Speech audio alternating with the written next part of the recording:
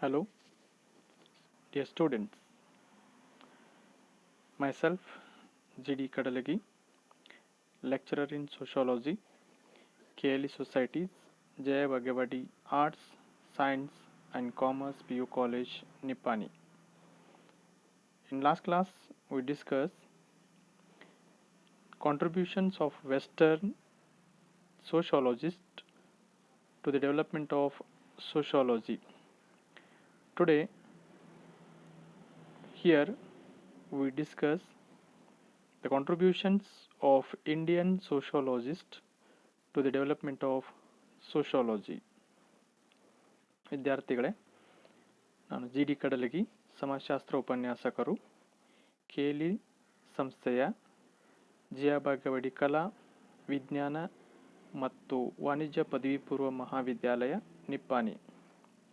ಹಿಂದಿನ ತರಗತಿಯಲ್ಲಿ ನಾವು ಸಮಾಜಶಾಸ್ತ್ರದ ಬೆಳವಣಿಗೆಗೆ ಪಾಶ್ಚಿಮಾತ್ಯ ಸಮಾಜಶಾಸ್ತ್ರಜ್ಞರ ಕೊಡುಗೆಗಳ ಬಗ್ಗೆ ಚರ್ಚಿಸಿದ್ದೇವೆ. ಇಂದಿನ ತರಗತಿಯಲ್ಲಿ ನಾವು ಸಮಾಜಶಾಸ್ತ್ರದ ಬೆಳವಣಿಗೆಗೆ ಭಾರತೀಯ ಸಮಾಜಶಾಸ್ತ್ರಜ್ಞರ ಕೊಡುಗೆಗಳ ಬಗ್ಗೆ ಚರ್ಚಿಸೋಣ. Indian sociologist. From 1914 onwards, sociology is introduced as a teaching subject in Bombay University, and in 1919 the independent department of sociology emerged, and the first head of the department was Patrick Geddes. He became the first head of the department of sociology in India. And for the development of sociology was started in India with the names of R.K.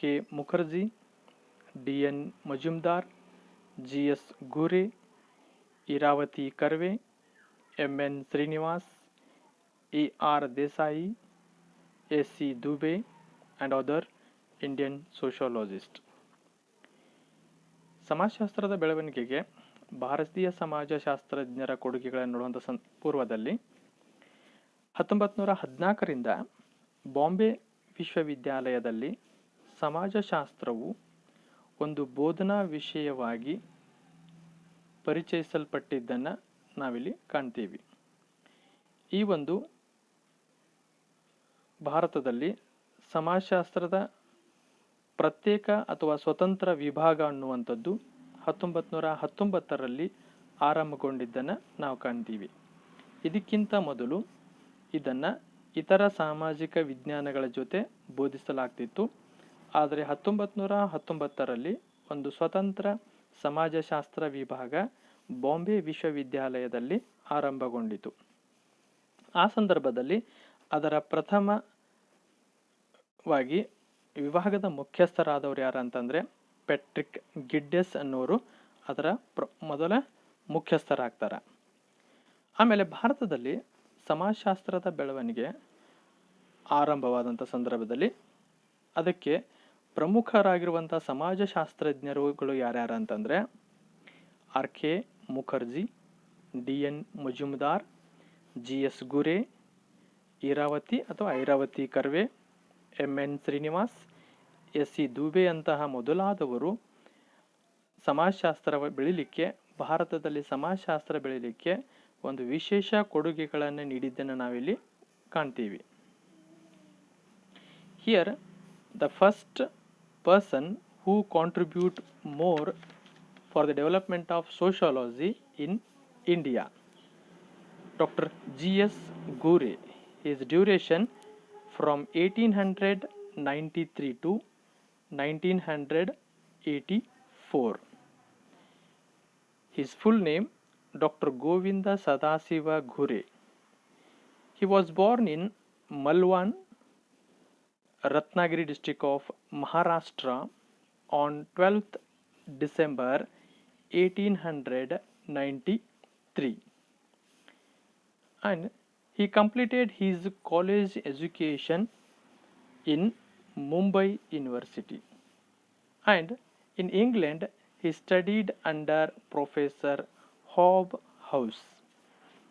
ಸಮಾಜಶಾಸ್ತ್ರದ ಬೆಳವಣಿಗೆಯಲ್ಲಿ ಪ್ರಥಮವಾಗಿ ಕೊಡುಗೆಯನ್ನು ನೀಡಿದವರು ಯಾರು ಅಂತಂದರೆ doctor GS ಘುರೆ ಅಂತ.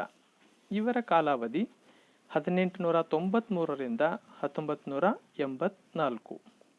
ಇವರ ಪೂರ್ಣ ಹೆಸರು ಡಾಕ್ಟರ್ ಗೋವಿಂದ ಸದಾಶಿವ ಘುರೆ ಅಂತ. ಇವರು ಡಿಸೆಂಬರ್ 12, 1893ರಲ್ಲಿ ಮಹಾರಾಷ್ಟ್ರದ ರತ್ನಾಗಿರಿ ಜಿಲ್ಲೆಯ ಮಲ್ವಾನ್ನಲ್ಲಿ ಜನಿಸಿದರು. ಆಮೇಲೆ ಮುಂಬೈ ವಿಶ್ವವಿದ್ಯಾಲಯದಲ್ಲಿಯೇ ತಮ್ಮ ಕಾಲೇಜ್ ಶಿಕ್ಷಣವನ್ನು ಮುಗಿಸಿದರು. ತದನಂತರ ಇಂಗ್ಲೆಂಡಿಗೆ ತೆರಳಿ ಅಲ್ಲಿ LT ಹಾಬ್ಹೌಸರ ಅಡಿಯಲ್ಲಿ ಅಧ್ಯಯನವನ್ನು ಪ್ರಾರಂಭಿಸಿದರು. And he played a key role in popularizing sociology in India. So we called him as father of Indian sociology. And he was the first head of the Department of Sociology in India.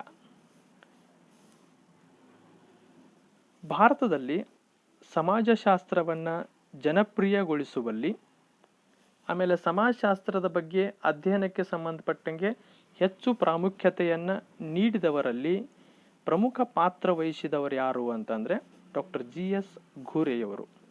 ಆ ಕಾರಣಕ್ಕಾಗಿ ಇವರನ್ನು ಭಾರತೀಯ ಸಮಾಜಶಾಸ್ತ್ರದ ಪಿತಾಮಹ ಅಂತ ಕರಿತೀವಿ.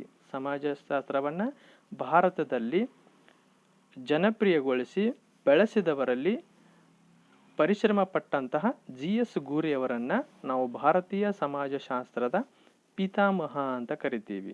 ಅಷ್ಟೇ ಅಲ್ಲದೆ ಸಮಾಜಶಾಸ್ತ್ರದ ವಿಭಾಗದ ಪ್ರಪ್ರಥಮ ಭಾರತೀಯ ಮುಖ್ಯಸ್ಥರಾಗಿಯೂ ಕೂಡ ಇವರು ಕಾರ್ಯನಿರ್ವಹಿಸಿದರು. ಈ ಮೊದಲು ಪೆಟ್ರಿಕ್ ಗಿಡ್ಡೆಸ್ ಅನ್ನುವಂಥವರು ಪಾಶ್ಚಿಮಾತ್ಯ ಸಮಾಜಶಾಸ್ತ್ರಜ್ಞರು ಭಾರತದಲ್ಲಿ ಸಮಾಜಶಾಸ್ತ್ರ ವಿಭಾಗದ ಮೊದಲ ಮುಖ್ಯಸ್ಥರಾಗಿದ್ದರು. ಬಟ್ ಭಾರತೀಯ ಮುಖ್ಯಸ್ಥರು ಯಾರಂತಂದರೆ ಡಾಕ್ಟರ್ GS ಘುರೆಯವರು. And he carried deep study on caste and races in India.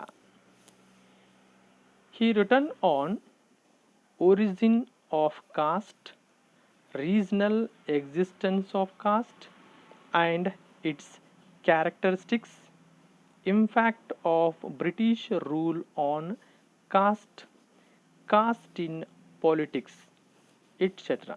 He wrote about these all sociological concepts. ಭಾರತದಲ್ಲಿ ಜಾತಿ ಮತ್ತು ಜನಾಂಗಗಳು ಎಂಬ ವಿಷಯದ ಮೇಲೆ ಆಳವಾದ ಅಧ್ಯಯನವನ್ನು ಡಾಕ್ಟರ್ GS ಘುರೆಯವರು ಆರಂಭಿಸ್ತಾರೆ. ಅಷ್ಟೇ ಅಲ್ಲದೆ ಡಾಕ್ಟರ್ GS ಘುರೆಯವರು ಜಾತಿಯ ಉಗಮ, ಪ್ರಾದೇಶಿಕವಾಗಿ ಜಾತಿಯ ಅಸ್ತಿತ್ವ, ಅದರ ಲಕ್ಷಣಗಳು, ಜಾತಿಯ ಮೇಲೆ ಬ್ರಿಟಿಷ್ ಆಳ್ವಿಕೆಯ ಪ್ರಭಾವ, ರಾಜಕೀಯದಲ್ಲಿ ಜಾತಿಯಂತಹ ಮೊದಲಾದ ವಿಷಯಗಳ ಬಗ್ಗೆ ಬರಹಗಳನ್ನು ಡಾಕ್ಟರ್ GS ಘುರೆಯವರು ಬರೆದಿದ್ದಾರೆ. And he made a comparative study on kinship in Indo-European culture, and the study of kinship in Indo-European culture we found in his famous book Family and Kinship in Indo-European Culture. It is his famous book. ನಂತರ doctor GS ಘುರೆಯವರು ತಮ್ಮದೊಂದು ಪ್ರಸಿದ್ಧ ಕೃತಿಯಾಗಿರುವಂತಹ family and kinship in Indo European culture ಎಂಬುದರ ಮೂಲಕ Hindu European ಸಂಸ್ಕೃತಿಯ ಬಂಧುತ್ವವನ್ನು ತುಲನಾತ್ಮಕವಾಗಿ ಅಧ್ಯಯನವನ್ನು ಮಾಡಿದರು. ಹೋಲಿಕೆ ಮಾಡುವುದರ ಮೂಲಕ ಹಿಂದೂ ಬಂಧುತ್ವ ಮತ್ತು ಸಂಸ್ಕೃತಿಯನ್ನು ಯುರೋಪಿಯನ್ ಬಂಧುತ್ವ ಮತ್ತು ಸಂಸ್ಕೃತಿಯ ಜೊತೆಗೆ ಹೋಲಿಕೆ ಮಾಡುವುದರ ಮೂಲಕ ಅಧ್ಯಯನ ಮಾಡಿದಂಥವ್ರು ಯಾರು ಅಂತಂದರೆ ಡಾಕ್ಟರ್ GS ಗೂರೆಯವರು. And he also conduct study on rural culture. ಅಷ್ಟೇ ಅಲ್ಲದೆ ಗ್ರಾಮೀಣ ಸಂಸ್ಕೃತಿಯ ಮೇಲೆಯೂ ಕೂಡ ಒಂದು ವಿಶೇಷ ಅಧ್ಯಯನವನ್ನು ಗೂರೆಯವರು ನಡೆಸಿದರು ಅಂತ. ಆ್ಯಂಡ್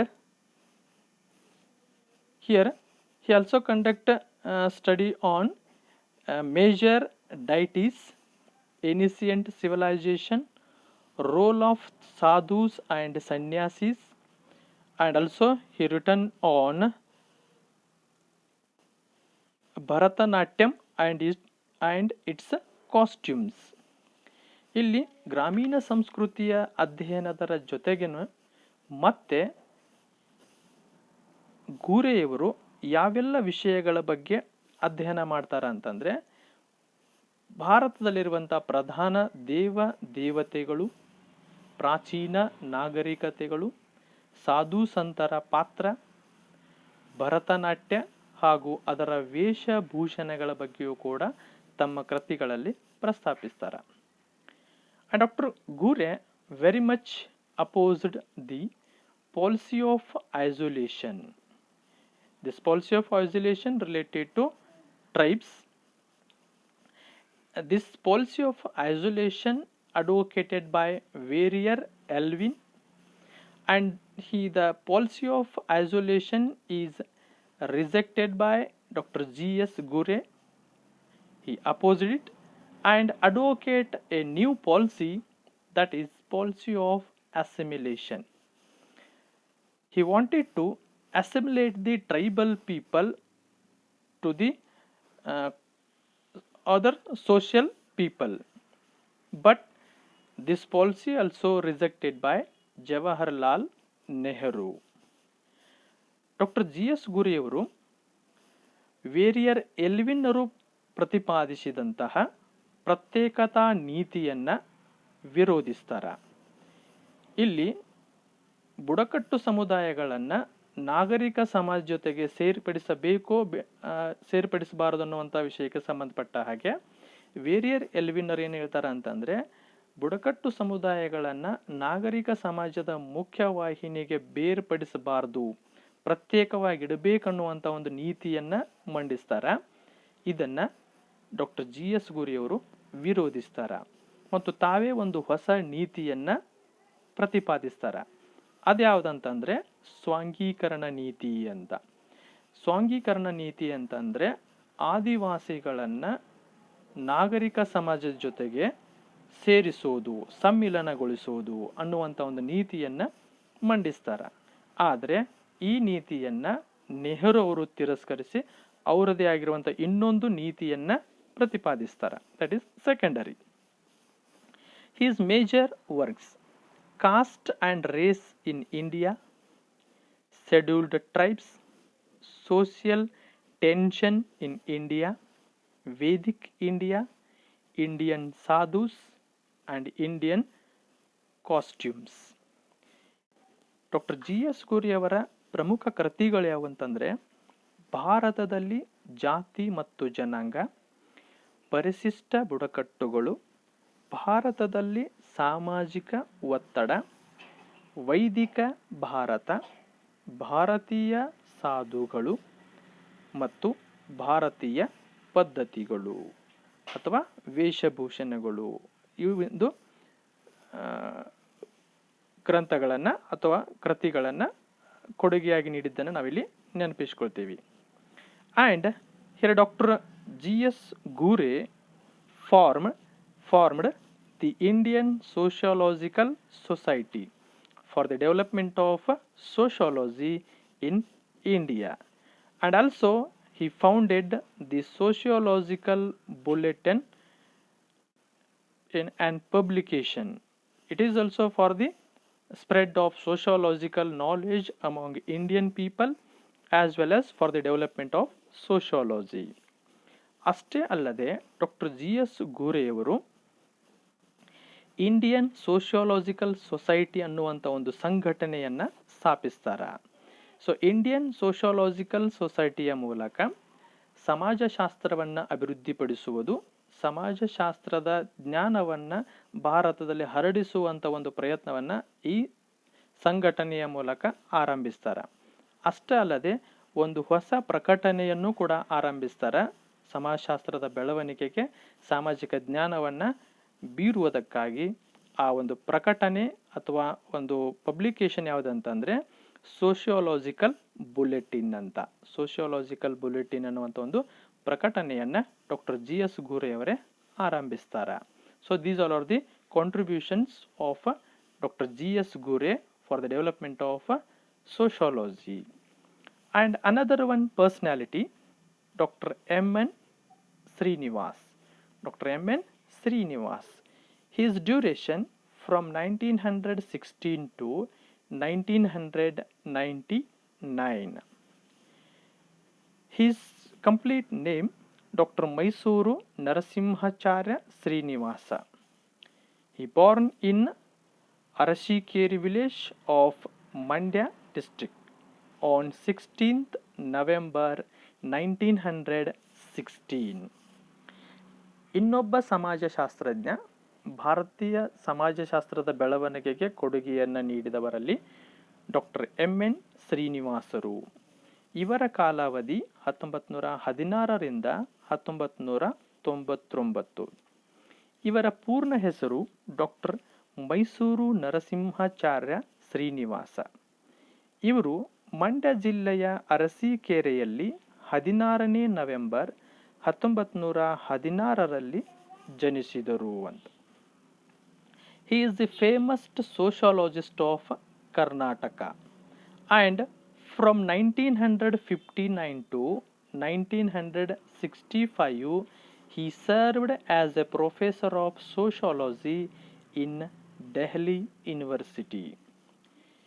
ಇಲ್ಲಿ ಡಾಕ್ಟರ್ M.N. ಶ್ರೀನಿವಾಸರು ಅಥವಾ ಪ್ರೊಫೆಸರ್ M.N. ಶ್ರೀನಿವಾಸರು ಒಬ್ಬ ಕರ್ನಾಟಕದ ಶ್ರೇಷ್ಠ ಸಮಾಜಶಾಸ್ತ್ರಜ್ಞ ಅಂತ ನಾವು ಕರಿತೀವಿ. ಇವರು ದೆಹಲಿ ವಿಶ್ವವಿದ್ಯಾಲಯದಲ್ಲಿ 1959ರಿಂದ 1965ರವರೆಗೆ ಒಬ್ಬ ಸಮಾಜಶಾಸ್ತ್ರ ಪ್ರಾಧ್ಯಾಪಕರಾಗಿ ಸೇವೆ ಸಲ್ಲಿಸಿದ್ದನ್ನು ನಾವು ಕಾಣ್ತೀವಿ. Here his famous book Religion and Society among the Kurks of Southern India. In this book he highlighted a systematic study of religious beliefs and cultural practices of the Kurks of Kodaga. M.N. ಶ್ರೀನಿವಾಸರು ತಮ್ಮ ಒಂದು ಶ್ರೇಷ್ಠ ಕೃತಿಯಾಗಿರುವಂತಹ religion and society among the Coorgs of South India ಎಂಬುದರಲ್ಲಿ ಕೊಡವರ ಧಾರ್ಮಿಕ ನಂಬಿಕೆಗಳು ಮತ್ತು ಸಾಂಸ್ಕೃತಿಕ ಪದ್ಧತಿಗಳ ಅಧ್ಯಯನದ ಕುರಿತು ಒಂದು ಸ್ಪಷ್ಟ ವಿವರಣೆಗಳನ್ನು ಇದರಲ್ಲಿ ಕೊಡ್ತಾರೆ. ಇದರ ಮೂಲಕ ಒಂದು ಈ ಅಧ್ಯಯನದ ಮೂಲಕ ಒಂದು ಸಾಮಾಜಿಕ ಬದಲಾವಣೆಯನ್ನು ಪ್ರತಿನಿಧಿಸ್ತಾರೆ. ಸೊ ಇದರ ಮೂಲಕನೇ ಒಂದು ಬ್ರಾಹ್ಮಣೀಕರಣ ಪ್ರಕ್ರಿಯೆ ಅನ್ನುವಂಥದ್ದನ್ನು ಅಥವಾ ಸಂಸ್ಕೃತಾನುಕರಣ ಪ್ರಕ್ರಿಯೆ ಅನ್ನುವಂಥ ಒಂದು ಹೊಸ ಪರಿಕಲ್ಪನೆಯನ್ನು ಪರಿಚಯಿಸ್ತಾರೆ. Through this study here M.N. Srinivas introduced a new concept, Brahmanization. Later on he called it as a Sanskritization. Then here M.N. Srinivas analyzing the process of social change in India. How we found the process of social change in India. He introduced some new concepts like Sanskritization, Westernization and dominant caste. Through this concept we may identify the process of social change is going on in India. M.N. ಶ್ರೀನಿವಾಸರು ಭಾರತದಲ್ಲಿ ಸಾಮಾಜಿಕ ಪರಿವರ್ತನೆಯ ಪ್ರಕ್ರಿಯೆಯ ಬಗ್ಗೆ ಒಂದು ವಿಶ್ಲೇಷಣೆಯನ್ನು ಕೊಡ್ತಾರೆ. ಭಾರತೀಯ ಸಮಾಜ ಯಾವತ್ತೂ ಬದಲಾಗಲಿಕ್ಕೆ ಸಾಧ್ಯವಿಲ್ಲ ಅನ್ನುವಂಥ ಬ್ರಿಟಿಷರ ನಂಬಿಕೆಗೆ ವಿರುದ್ಧವಾಗಿ M.N. ಶ್ರೀನಿವಾಸರು ಭಾರತೀಯ ಸಮಾಜದಲ್ಲಿಯೂ ಕೂಡ ಬದಲಾವಣೆ ಸಾಧ್ಯ ಅನ್ನೋದಕ್ಕೆ ಕೆಲವೊಂದು ಹೊಸ ಪರಿಕಲ್ಪನೆಗಳನ್ನು ಪರಿಚಯಿಸುವುದರ ಮೂಲಕ ಆ ಬದಲಾವಣೆಯನ್ನು ತೋರಿಸಿಕೊಟ್ರು ಅಂತ. ಆ ಪರಿಕಲ್ಪನೆಗಳಾವಂತಂದರೆ ಸಂಸ್ಕೃತಾನುಕರಣ, ಪಾಶ್ಚಾತ್ಯೀಕರಣ ಮತ್ತು ಪ್ರಬಲ ಜಾತಿ. ಈ ಸಂಸ್ಕೃತಾನುಕರಣ, ಪಾಶ್ಚಾತ್ಯೀಕರಣ ಮತ್ತು ಪ್ರಬಲ ಜಾತಿ ಅನ್ನುವಂಥ ಹೊಸ ಪರಿಕಲ್ಪನೆಗಳನ್ನು ಡಾಕ್ಟರ್ ಎನ್ ಶ್ರೀನಿವಾಸರು ಸಮಾಜಶಾಸ್ತ್ರಕ್ಕೆ ಪರಿಚಯಿಸ್ತಾರೆ. Then his another one contribution for the development of sociology is that he called the new elite. These were the educated intellectuals who played a very prominent role in the independent movement. He also identified a group, educated intellectual group. He called it the new elite. He played a most important role, especially in the getting of independent, or especially in the independent movement. N ಶ್ರೀನಿವಾಸರು ಒಂದು ಹೊಸ ಗಣ್ಯರೆಂಬ ವರ್ಗವನ್ನು ಪರಿಚಯಿಸ್ತಾರೆ.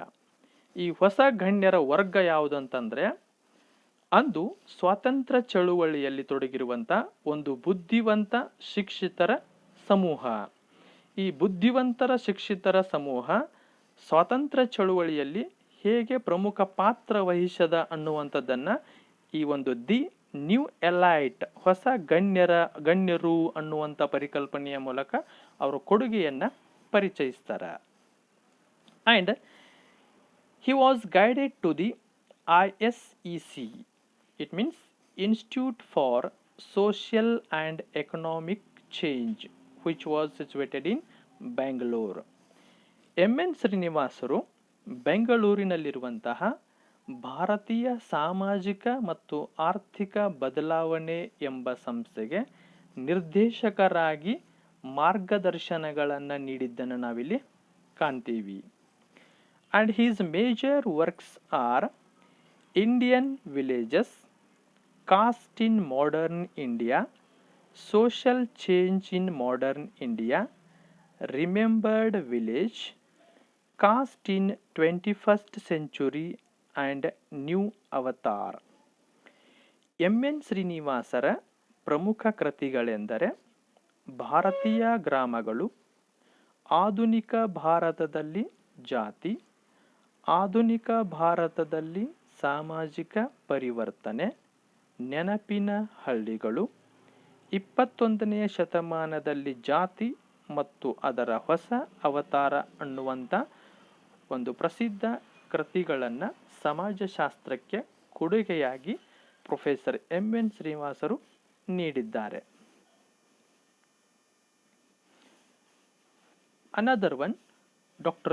Iravati Karve. She was a student of Dr. G.S. Gure.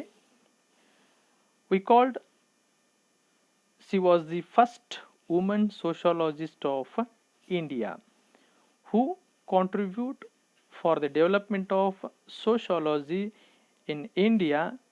As a woman, she is Dr. Iravati Karve. So we called her as a first woman sociologist of India. Her specialized interest fields are Indian society, social institutions and kinship. ಇನ್ನೊಬ್ಬರು ಸಮಾಜಶಾಸ್ತ್ರದ ಕೊಡುಗೆಯನ್ನು ನೀಡಿದಂಥವರು ಇರಾವತಿ ಕರ್ವೆ ಅಂತ. Iravati ಕರ್ವೆಯವರು doctor G.S. ಗೂರೆಯವರ ವಿದ್ಯಾರ್ಥಿನಿ.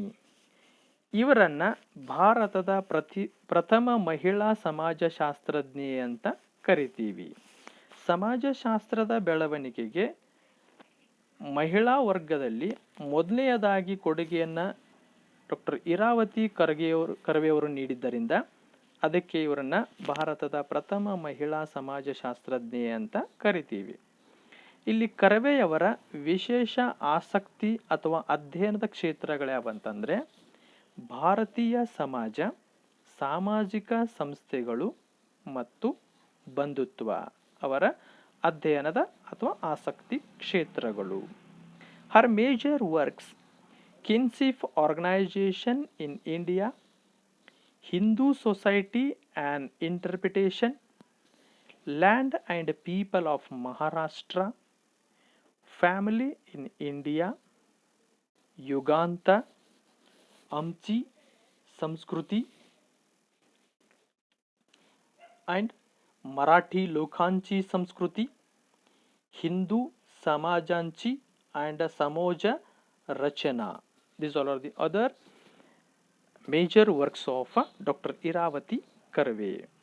Doctor Iravati ಕರವೆಯವರ ಪ್ರಸಿದ್ಧ ಕೃತಿಗಳು ಅಂತಂದರೆ ಭಾರತದಲ್ಲಿ ಬಂಧುತ್ವ ಸಂಘಟನೆ, ಹಿಂದೂ ಸಮಾಜದ ಒಂದು ಅರ್ಥ ವಿವರಣೆ, ಮಹಾರಾಷ್ಟ್ರದ ಭೂಮಿ ಮತ್ತು ಜನರು, ಭಾರತದಲ್ಲಿ ಕುಟುಂಬ, ಯುಗಾಂತ, ಅಂಚಿ ಸಂಸ್ಕೃತಿ, ಮರಾಠಿ ಜನರ ಸಂಸ್ಕೃತಿ, ಹಿಂದೂ ಸಮಾಜ ಮತ್ತು ಸಾಮಾಜಿಕ ರಚನೆ ಅನ್ನುವಂಥ ಕೃತಿಗಳನ್ನು ರಚಿಸುವುದರ ಮೂಲಕ ಸಮಾಜಶಾಸ್ತ್ರದ ಬೆಳವಣಿಗೆಗೆ ತಮ್ಮದೇ ಕೊಡುಗೆಗಳನ್ನು ನೀಡಿದ್ದಾರೆ.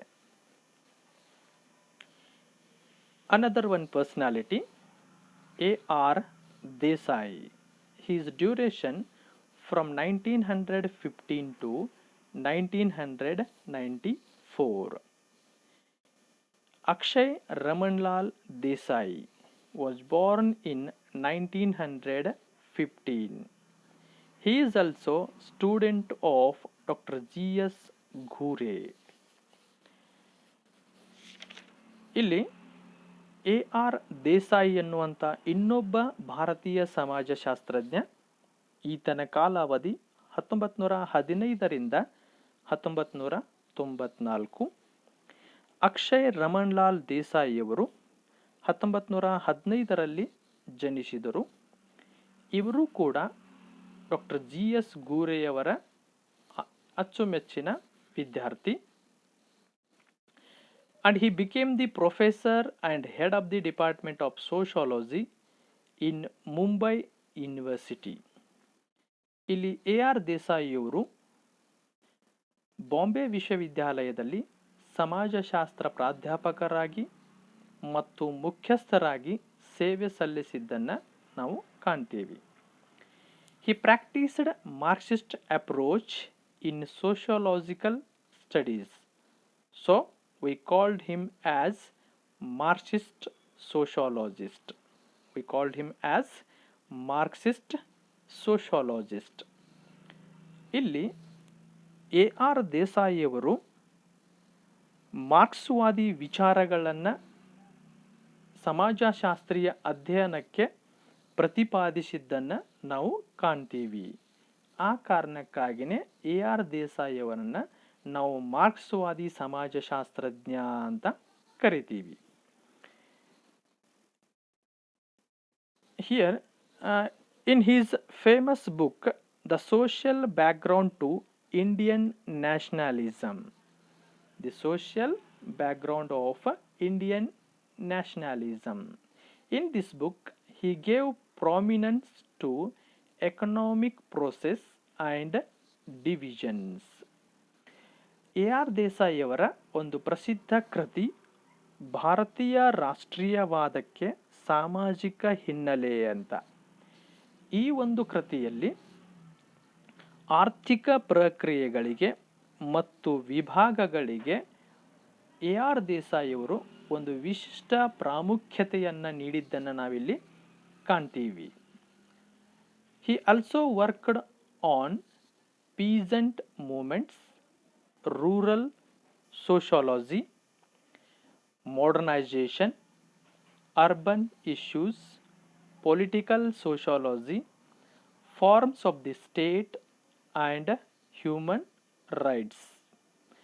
ಇಷ್ಟೇ ಅಲ್ಲದೆ A.R. ದೇಸಾಯಿಯವರು ರೈತ ಚಳುವಳಿಗಳು, ಗ್ರಾಮೀಣ ಸಮಾಜಶಾಸ್ತ್ರ, ಆಧುನೀಕರಣ, ನಗರದ ಅಂಶಗಳು, ರಾಜ್ಯದ ರೂಪಗಳು ಮತ್ತು ಮಾನವ ಹಕ್ಕುಗಳ ಕುರಿತು ಕೂಡ ಅಧ್ಯಯನವನ್ನು ಗೈದು ಸಮಾಜಶಾಸ್ತ್ರೀಯ ಬೆಳವಣಿಗೆಗೆ ಅಥವಾ ಸಮಾಜಶಾಸ್ತ್ರದ ಬೆಳವಣಿಗೆಗೆ ಈ ಎಲ್ಲ ಕೊಡುಗೆಗಳನ್ನು ನೀಡಿದ್ದಾರೆ. He wrote on welfare state. According to him, it is a positive state, a democratic state, and it involves a mixed economy. E.R. Desai ಅವರು ಕಲ್ಯಾಣ ರಾಜ್ಯದ ಬಗ್ಗೆ ಬರೀತಾರ. ಅವರ ದೃಷ್ಟಿಯಲ್ಲಿ ಕಲ್ಯಾಣ ರಾಜ್ಯ ಅಂತಂದ್ರೆ ಅದು ಸಕಾರಾತ್ಮಕ ಮತ್ತು ಒಂದು ಪ್ರಜಾಸತ್ತಾತ್ಮಕ ರಾಜ್ಯ ಆಗಿರ್ತದ. ಇಲ್ಲಿ ಒಂದು ಮಿಶ್ರ ಅರ್ಥವ್ಯವಸ್ಥೆಗೆ ಹೆಚ್ಚು ಆದ್ಯತೆ ಇರ್ತದ ಅಥವಾ ಮಿಶ್ರ ಅರ್ಥವ್ಯವಸ್ಥೆಯನ್ನ ಈ ರಾಜ್ಯ ಒಳಗೊಂಡಿರ್ತದ ಅನ್ನುವಂಥದ್ದು ಎ.ಆರ್. ದೇಸಾಯಿಯವರ ಅಭಿಪ್ರಾಯ. His another one book, rural sociology in India. He also conducted study on rural society. A R. Desai ಅವರ ಇನ್ನೊಂದು ಪ್ರಸಿದ್ಧ ಕೃತಿ ಅಂತಂದ್ರೆ ಭಾರತದಲ್ಲಿ ಗ್ರಾಮೀಣ ಅಭಿವೃದ್ಧಿ. ಇವರು ಭಾರತದಲ್ಲಿ ಗ್ರಾಮಗಳ ಅಭಿವೃದ್ಧಿಗೆ ಸಂಬಂಧಪಟ್ಟಂತೆನೂ ಕೂಡ ಅಧ್ಯಯನಗೈದದ್ದನ್ನು ನಾವಿಲ್ಲಿ ಕಾಣ್ತೀವಿ. And here he elected president of Indian Sociological Society, which was formed by Dr. G.S. ಘೂರೆ. ಈ ಮೊದಲು ಡಾಕ್ಟರ್ G.S. ಘೂರೆಯವರಿಂದ ಸ್ಥಾಪಿಸಲ್ಪಟ್ಟ ಭಾರತೀಯ ಸಮಾಜಶಾಸ್ತ್ರೀಯ ಸಮಾಜದ ಸಂಘಟನೆಗೆ ಒಬ್ಬ ಅಧ್ಯಕ್ಷರಾಗಿ ಇವರು ಆಯ್ಕೆಗೊಳ್ತಾರ. ಭಾರತೀಯ ಸಮಾಜಶಾಸ್ತ್ರೀಯ ಸಮಾಜ ಅನ್ನುವಂಥ ಒಂದು ಸಂಘಟನೆಗೆ ಅಧ್ಯಕ್ಷರಾಗಿ ತದನಂತರದಲ್ಲಿ ಎ.ಆರ್. ದೇಸಾಯಿ ಅವರು ಆಯ್ಕೆಗೊಂಡು ಕಾರ್ಯ ನಿರ್ವಹಿಸ್ತಾರ. So not only these all sociologist, some other Indian sociologist like K M. Kapadia, M S A. Rao, I P. Desai, professor Yogendra Singh, doctor C. Parvathamma, doctor N. Jayaram, doctor H. Ishwaran, the other sociologists also contribute for the development of sociology in India.